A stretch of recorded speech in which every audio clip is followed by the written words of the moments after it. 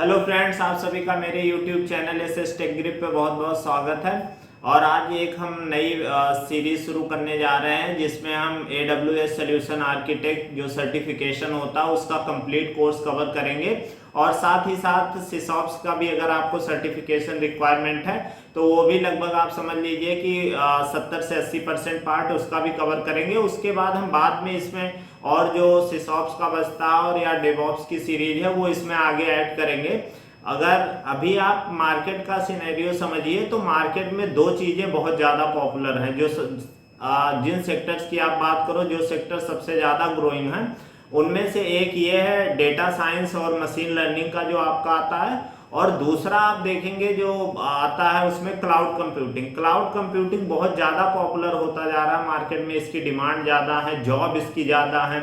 आप देख रहे होंगे लगभग सारी इंडस्ट्रीज और सारी स्टार्टअप कंपनियां या बड़ी कंपनियां क्लाउड की तरफ मूव कर रही हैं, क्योंकि ये बहुत ज़्यादा हेल्पफुल है। वो हम आगे डिस्कस करेंगे कि क्यों इतना इसका डिमांड है या क्यों ये लगातार इसकी वैल्यू बढ़ती जा रही है। तो अगर आपको कैरियर बनाना है, अगर आपको AWS में कैरियर बनाना है या आपको क्लाउड कंप्यूटिंग में कैरियर बनाना है या आपको मान लीजिए कि डाटा साइंस में करियर बनाना है, तो इस टाइम अगर आप बात करो तो ये सबसे बेस्ट ऑप्शन है। अगर आपको AWS में करियर बनाना है तो उसके लिए ये कोर्स बहुत हेल्पफुल होने वाला है और आपको बिल्कुल टेंशन लेने की जरूरत नहीं है। अगर आप IT बैकग्राउंड से हैं तो भी अच्छा, अगर नहीं IT बैकग्राउंड से हैं तो भी कोई इशू नहीं है, क्योंकि ये कोर्स मैं इस ऑर्डर में ही डिजाइन कर रहा हूँ कि अगर एक नॉन IT स्टूडेंट है या जो IT बैकग्राउंड में इससे पहले काम नहीं किया है या जिसने पढ़ाई नहीं की है वो भी बहुत आसानी से समझ सकता है। और अगर AWS का आप सर्टिफिकेशन ले लेते हैं तो उसके बाद आपको जॉब अपॉर्चुनिटी बहुत ज़्यादा है। और उस टाइम कंपनियां जनरली नहीं कंसीडर करती हैं कि आप IT हैं कि नॉन IT बैकग्राउंड, अगर आपके पास सर्टिफिकेशन है। तो ये बहुत अच्छा चांस है कि इस टाइम आप AWS में एक करियर बना के और अगर आप स्टार्ट करना चाहते हैं तो ये बहुत हेल्पफुल होने वाला है। अगर आपने मेरे चैनल पे विजिट किया होगा तो आपने देखा होगा कि इससे पहले AWS की कुछ लेटेस्ट लैब की मैंने वीडियोस डाल रखी हैं, बट मैंने अभी डिसाइड किया कि मैं इसको एक प्लेलिस्ट में परफेक्ट ऑर्डर में अरेंज कर देता हूं, जिससे कि अगर कोई बंदा जिसको पहले से AWS की नॉलेज नहीं है और वो AWS में करियर बनाना चाहता है तो वो इसमें आगे और उस ऑर्डर में पढ़ सके। और मैं इसीलिए इसको लेक्चर 1 से लेके और जितने भी इसके लेक्चर होंगे लेक्चर नंबर डालता जाऊंगा, जिससे आप बहुत आसानी से समझ सके और आपको कोई कंफ्यूजन ना हो और आपको ये भी पता रहेगा कि किसके बाद कौन से टॉपिक पढ़ने हैं, तो आप बहुत आसानी से उसको सीख भी सकते हैं। आप आजकल अपने आसपास सुन रहे होंगे कि हर कोई आदमी बात करता है क्लाउड कंप्यूटिंग क्लाउड कंप्यूटिंग। कोई भी अभी इस टाइम अगर आप बात करो कोई भी ऐसी कंपनी नहीं होगी कि जिसमें ये टर्म आपको सुनने को ना मिले क्लाउड कंप्यूटिंग, क्योंकि धीरे धीरे जितनी भी कंपनियां हैं सब क्लाउड की तरफ मूव कर रही हैं। तो सबसे पहले ये समझिए कि क्लाउड कंप्यूटिंग होता क्या है। क्लाउड कंप्यूटिंग एक रिसोर्स आप समझो, एक ऐसा रिसोर्स है जिसको हम इंटरनेट के थ्रू एक्सेस करते हैं। On demand services over internet, internet के द्वारा उन सर्विसेज का हम यूज करते हैं जो हमें रिक्वायरमेंट होती है। जैसे मान लीजिए सर्विसेज कुछ भी हो सकती हैं, जैसे मान लीजिए आपको एक हाई प्रोसेसर का कुछ एप्लीकेशन चलाना हो, आपको GPU सर्वर्स की जरूरत हुई, या मान लीजिए आपको नॉर्मल सर्वर्स की जरूरत हुई, आपको डाटाबेस की जरूरत हुई, तो ये सारी सर्विसेज आप अपने रिक्वायरमेंट के अनुसार क्लाउड के थ्रू आप उसको एक्सेस कर सकते हैं। बट ये आपको जरूर ध्यान रखना है कि इसमें इंटरनेट जरूर होना चाहिए, क्योंकि क्लाउड की सर्विसेज आप तभी एक्सेस कर सकते हैं जब आपके पास इंटरनेट हो। जैसे अगर आप मान लीजिए, मैं एक एग्जांपल के लिए आपको समझाऊं कि अभी आप देखते हैं हमारे पास पब्लिक ट्रांसपोर्ट के नाम पे मेट्रो है, बस है, उसके बाद रेलवे है, ट्रेन है, सारी चीज़ों का हम यूज़ करते हैं। मान लीजिए अगर ये पब्लिक ट्रांसपोर्ट हमारे पास नहीं होता और आपको मान लीजिए यहाँ से अभी दिल्ली है, दिल्ली से आपको चंडीगढ़ जाना होता, तो आपको क्या करना पड़ता, आपको कोई 2 व्हीलर या 4 व्हीलर व्हीकल लेना पड़ता।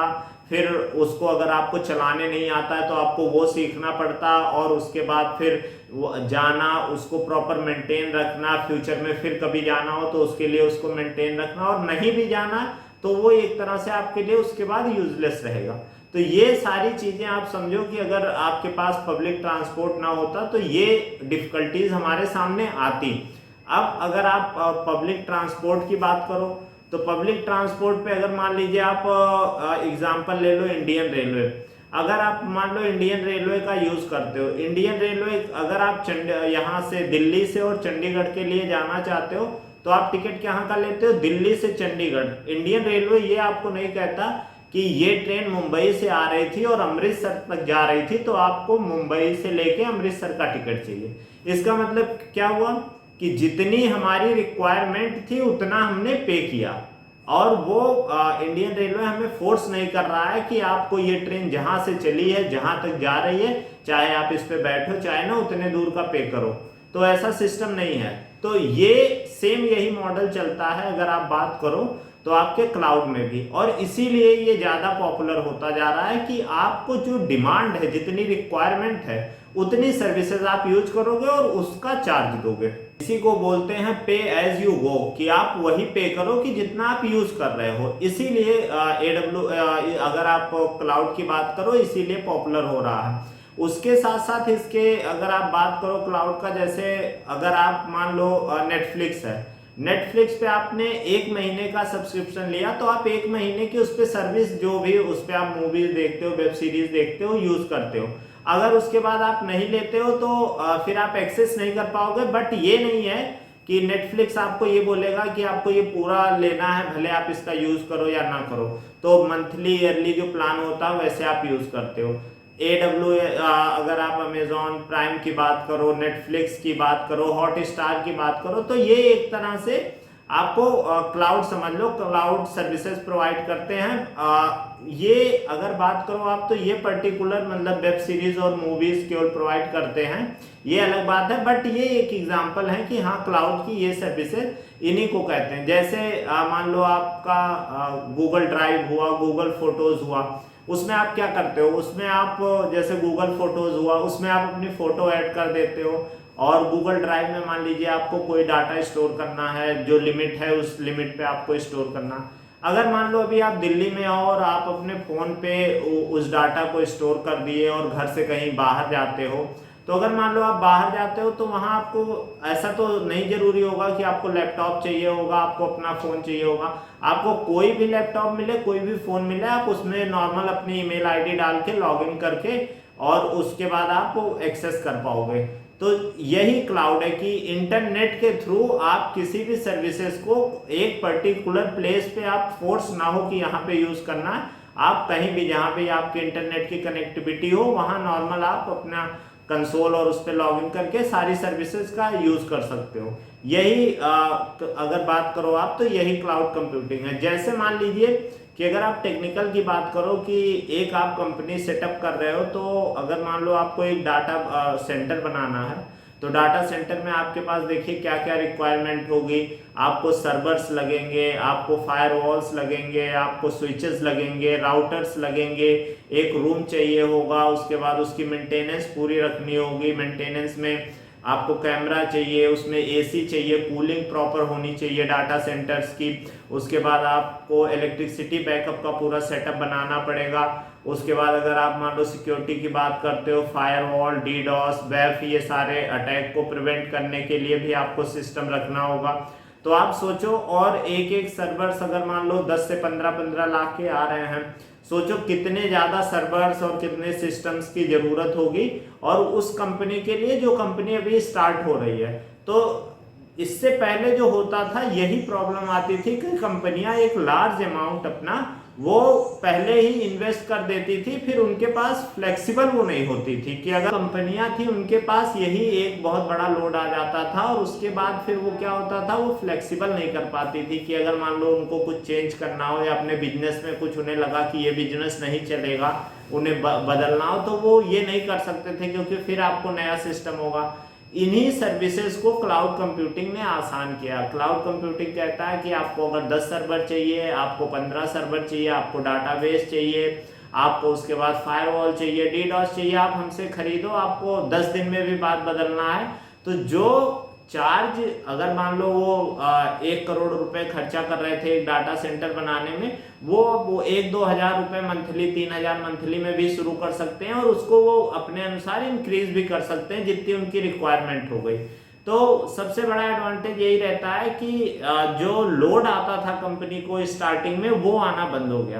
क्लाउड कंप्यूटिंग का एडवांटेज देखना चाहते हैं तो आपको समझ में भी आ रहा हो कि बहुत ज़्यादा फ्लेक्सिबल है, कॉस्ट सेविंग आपकी बहुत ज़्यादा होगी। उसके बाद आपके डाटा का बैकअप भी रहेगा। मान लीजिए किसी रीजन से अगर आप डाटा सेंटर बनाते हैं तो उसको डिजास्टर रिकवरी के लिए भी आपको पैसे खर्चा करना पड़ेंगे। यहाँ पे AWS वो मैनेज करेगा, आपके डाटा को एक से ज़्यादा रीजन में स्टोर रखेगा, जो कि काफ़ी हेल्पफुल होगा। और मान लीजिए सिक्योरिटी की बात कर रहे हैं तो क्लाउड कंप्यूटिंग में जो सर्विस प्रोवाइडर है, जैसे मान लीजिए एज्यूर हुआ, AWS हुआ या गूगल हुआ, तो ये आपके जो डाटा को है उसको भी सिक्योर करेंगे। तो ये सारे इसके एडवांटेज हैं। जैसे मान लीजिए अगर आपको पता है कि जो इंडियन रेलवे उसका जो तत्काल टिकट का सिस्टम है वो 10 बजे 11 बजे आता है। मान लीजिए 10 बजे 11 बजे आता है, जिस टाइम और उनका जो पर सेकेंड हिट होता है वो करीब 10 लाख तक जाता है। अगर मान लीजिए कि और टाइम उनका जो पर सेकेंड हिट है वो 10,000 है, 20,000 है या 1 लाख है, जो भी है, अगर मान लीजिए उनका 1 से 10 हो रहा है और सिर्फ 10 मिनट के लिए, हालांकि इंडियन रेलवे का खुद का डाटा सेंटर है बहुत बड़ा, तो उन्हें वो मतलब सर्विसेज नहीं लेते हैं, लेकिन एक एग्जांपल के लिए आप समझिए कोई भी ऐसी कंपनी हो कि जिसको आपको पता हो कि 1 घंटे आधे घंटे आना। अब आप मान लीजिए डाटा सेंटर बना देते हो, उसमें तो आप सर्वर आपने परचेज कर लिया तो वो 24 आवर यूज के लिए है, बट आपको पता है कि आपको 10 मिनट का ही यूज होना है, 15 मिनट का यूज होना है। तो ये सारी जो सर्विसेज होती हैं ये क्लाउड कंप्यूटिंग आपको अलग से प्रोवाइड करता है, जिसमें अभी हम आगे पढ़ेंगे कि लोड बैलेंसर कैसे चीज़ों को बैलेंस करता है, AWS में पढ़ेंगे। उसके बाद ऑटो स्केलिंग क्या होती है, वो कैसे हेल्पफुल होती है। तो ये सारी चीज़ें हम समझेंगे आगे। तो अगर अब जो ये एडवांटेजेस आप क्लाउड कंप्यूटिंग के समझ रहे थे, सेम यही एडवांटेजेस आप समझ लीजिए AWS के भी हैं कि आपको कंप्यूट का देगा, स्टोरेज का देगा, अगर आपको मान लीजिए कोई सिक्योरिटी का है, सारी सर्विसेज प्रोवाइड करेगा। और अगर आप बात करो कि AWS सबसे ज़्यादा पॉपुलर क्यों है, तो AWS सबसे पहले स्टार्ट हुआ था 2006 के आसपास, तो उसकी वजह से, हालांकि अगर आप मार्केट की बात करो तो AWS के बाद एज्यूर आया, लेकिन एज्यूर की जो ग्रोथ है वो AWS से काफ़ी ज़्यादा है। उसका रीज़न ये है कि मैंने जनरली जो डील होती है उसमें देखा है कि एज्यूर जो होता है, एज्यूर आप देखते हो माइक्रोसॉफ्ट का एक्सेल आता है, ऑफिस आता है, पावर पॉइंट आता है, सारी चीज़ें विंडोज़ आती हैं। तो क्या होता है कि जब आप ये इनकी मार्केटिंग की टीम होती है, मार्केटिंग का काम ही यही होता है कि ज़्यादा से ज़्यादा, तो वो क्या करते हैं, एक बहुत अट्रैक्टिव सा पैकेज बना देते हैं। मैंने भी मतलब ऑफिसेज में देखा है कि वो एक पैकेज बना देंगे कि आपको 3 विंडोज लाइसेंस दे देंगे, 5 एक्सेल का दे देंगे, तो ऐसा बना के वो सेल करते हैं। इस वजह से मुझे लगता है कि एज्यूर की ग्रोथ काफ़ी ज़्यादा और माइक्रोसॉफ्ट पे लोगों का ट्रस्ट भी थोड़ा ज़्यादा है। हालांकि AWS पे भी है, लेकिन माइक्रोसॉफ्ट को लोग जानते हैं पहले से। तो जो नई कंपनियां आती हैं कि क्लाउड के लिए, तो वो अगर नहीं जान रही होती हैं कि AWS पहले का और काफ़ी पॉपुलर है, तो वो जनरली ट्रस्ट अगर दोनों AWS और इसके लिए अननोन है तो माइक्रोसॉफ्ट करती हैं। और अगर आप तीसरे नंबर पे बात करो तो तीसरे नंबर पे आपका गूगल का आता है, गूगल क्लाउड। वो भी करीब समझ लीजिए आप मार्केट में 10% के आसपास है। अगर आप मार्केट की बात करो तो मार्केट में 3 सबसे ज़्यादा पॉपुलर हैं। एक सबसे ज़्यादा AWS 35% के रेंज में है इसका मार्केट में से वो, और दूसरे नंबर पे अगर आप एज्यूर की बात करोगे तो 25 से 30% के आसपास है, और 10% के आसपास आपका गूगल क्लाउड है। तो 3 ये सबसे ज़्यादा पॉपुलर है। अगर आप देखो AWS के तो जो बड़े कस्टमर्स हैं, जैसे ट्विटर है, फेसबुक है, ये वो लेता है सर्विसेज, नेटफ्लिक्स लेता है, अमेजॉन प्राइम तो खुद है ही वो, उसका वो सर्विसेज लेता है। तो ये सारे जो इसके बड़े प्लेयर हैं, जो सबसे ज़्यादा अमाउंट मतलब जो इनकम है AWS की आती है, तो ये कुछ उसके बड़े प्लेयर हैं। तो अब एक चीज़ आप और देखिएगा कि जो क्लाउड होता है, क्लाउड बेसिकली 3 तरीके का माना जाता है अगर आप समझो। एक पब्लिक क्लाउड होता है, एक प्राइवेट क्लाउड, एक हाइब्रिड क्लाउड। और अगर जैसे पब्लिक क्लाउड की बात करो तो पब्लिक क्लाउड में जैसे मान लीजिए आपका ये AWS है या एज्यूर है या गूगल है, ये सारे मतलब इसका ये हुआ कि ये सर्विसेज कोई भी ले सकता है। और प्राइवेट क्लाउड होता है, प्राइवेट क्लाउड होता है जैसे कोई बहुत बड़ी कंपनी है और जैसे मान लीजिए कि कोई डिफेंस की कंपनी है इंडिया में और वो उसके 8 से 10 सेंटर हैं, वो वहाँ हर जगह डाटा उसका है, तो वो क्या करेगी, एक जगह अपना डाटा सेंटर बना देगी, उसको क्लाउड के थ्रू अपने 8 सेंटर पे एक्सेस कराएगी, कोई बाहर का बंदा उसको नहीं एक्सेस कर पाएगा। तो ये, और ना वो किसी को सर्विस प्रोवाइड करेगी, वो सर्विस प्रोवाइड करेगी सिर्फ अपनी कंपनी के लिए। तो ये प्राइवेट क्लाउड होता। अगर आप प्राइवेट क्लाउड की बात करो तो फ्लेक्सिबिलिटी उतनी नहीं आई कि आपको जैसे मान लीजिए लोड एकाएक बढ़ाना है या लोड एकाएक कम करना है, आप नहीं कर सकते हो, क्योंकि आपको फिर नए सर्वर लेने पड़ेंगे, इंप्लीमेंट करना पड़ेगा। तो वो एक तरह से बस समझ लीजिए आपका नॉर्मल डाटा सेंटर हो गया। बस उसमें क्या करते हैं कि आप एक से ज्यादा लोकेशन पे एक्सेस दे देते हैं, सिर्फ इतना अंतर होता है। हाइब्रिड होता है, हाइब्रिड भी बहुत ज़्यादा पॉपुलर है। हाइब्रिड में क्या करते हैं कि हमारा ये डाटा सेंटर है, इसमें ये सर्विसेज हैं, वो हमारी नॉर्मल चल रही हैं। अगर मान लीजिए इनकेस हमें सर्विसेज को और बढ़ाना हुआ तो हम उस टाइम क्या करेंगे, उस टाइम हम कुछ अगर सर्विसेज या लेनी है या हमें सर्विसेज बढ़ानी है तो वो हम जैसे मान लीजिए एज्यूर हुआ या AWS हुआ या गूगल क्लाउड हुआ, वहाँ से ले लेंगे। तो ये इसका एडवांटेज होता है। तो ये जो बेसिक चीज है कि क्लाउड क्या होता है और AWS क्या होता है, ये चीजें हम आप समझ गए होंगे, और मैंने इसीलिए आपको एग्जांपल के थ्रू भी समझा दिया कि आपको चीजें ज्यादा समझ में आएंगी और आप रिलेट कर पाएंगे कि एक्चुअली में इसकी जरूरत क्यों थी और ये क्यों इम्पोर्टेंट था। तो इससे अगली वीडियो में हम इसका जो आप देखेंगे कि कैसे इसका फ्री टियर अकाउंट क्रिएट करते हैं वो देखेंगे, और उसके बाद हम इस पे फिर आगे जो इसकी लैब है वो 1 बाय 1 करेंगे। कुछ लैब मैंने पहले से डाल रखी है और उसके आगे की जो लैब है वो मैं इस पे ऐड करता जाऊंगा। वीडियो में इतना ही। आप अपना बहुत बहुत ध्यान रखिए और हमारे चैनल से ज़्यादा जुड़े, जिससे आप इसका एडवांटेज ले सकें। और ये बिल्कुल लेटेस्ट प्लेलिस्ट है, तो आपको जितने भी कंसोल में चेंजेस हुए हैं वो सारे आप इस पे समझ पाएंगे। और जो नई अगर आप देखेंगे कंसोल तो काफ़ी चेंजेस हुआ है, तो वो आपको ये काफ़ी हेल्पफुल करेगा। तो ज़्यादा से ज़्यादा लोग जुड़िए और उसके बाद जिससे हम इसको एक सक्सेसफुल सीरीज बनाएं और इसमें हम और आगे काम करेंगे। और इसके आप समझ लीजिए 60 से 70 वीडियो आएंगे जिसमें आपका पूरा सोल्यूशन आर्किटेक्ट कंप्लीट हो जाएगा। तो आप अपना बहुत बहुत ध्यान रखिए। Bye bye, take care.